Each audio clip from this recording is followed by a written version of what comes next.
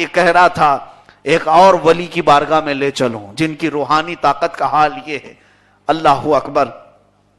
حضرت مخدوم علاء الدین صابر کلیری رحمت اللہ تعالی علیہ، صابر کلیری رحمت اللہ تعالی علیہ کی بارگاہ میں ایک ان کے مرید نے سوال بھی کیا تھا کہ حضور یہ مسئلہ کیا ہے فنا اور بقا کا؟ یعنی فنا انسان ہو جاتا ہے، موت اس کی ہونے کے بعد وہ فنا کی طرف چلا گیا، لیکن ہم نے سنا ہے بہت سارے بزرگان دین کو کہ فنا ہونے کے بعد بھی وہ باقی رہتے ہیں. ایسا کیسے ہو سکتا ہے؟ ایسا کیسے ہوتا ہے؟ تو یہ فنا اور بقا کیا چیز ہے؟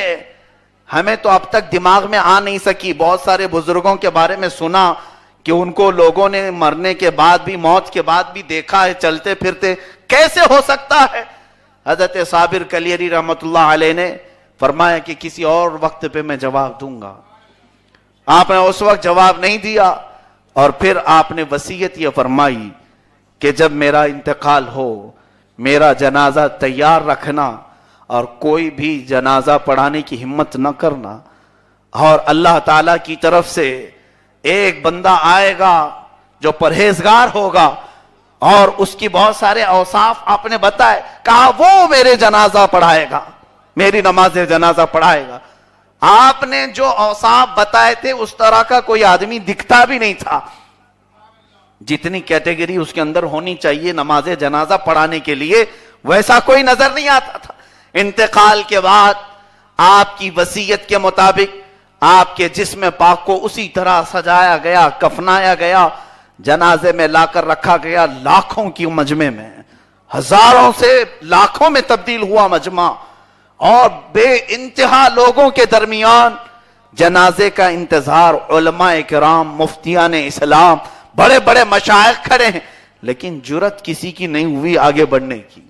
بہت دیر کے بعد دوپہر کے وقت ایک گھوڑے پر سوار ایک شخص آیا اور چہرے پر نقاب پڑا تھا. وہ سیدھے جنازے کے پاس اپنے گھوڑے کو چھوڑ دیا اور جنازے کے پاس کہا کھڑے ہو کر صفیں درست کر لو، جنازے کی نماز قائم ہو رہی ہے. کسی نے پوچھنے کی ہمت نہیں کی. شاید یہی وہ بزرگ ہوں گے جن کے بارے میں صابر کلیری رحمت اللہ علیہ نے وصیت کی تھی. کسی کو ہمت نہیں ہوئی. آپ سارے لوگ صف بنا کر کھڑے ہو گئے اور نماز جنازہ قائم ہوئی.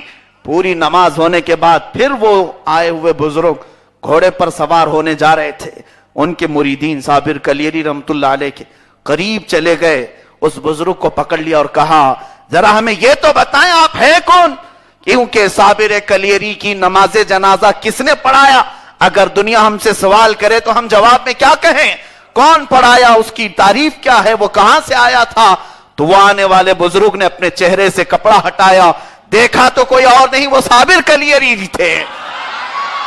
فرماتے ہیں اے لوگوں تم نے سوال کیا تھا فنا اور بقا کیا چیز ہے؟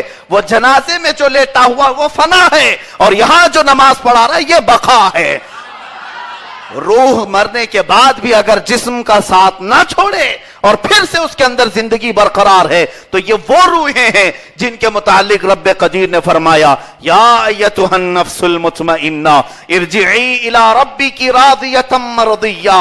اے پاکیزہ جان چلی آ میری طرف راضی برضا ہو کر. فادخلی فی عبادی وادخلی جنتی، میری جنت میں داخل ہو جا، میرے بندوں میں شامل ہو جا. یہ ان روحوں کے لیے رب نے فرمایا جو روحیں رب کو راضی کر گئی. اے میرے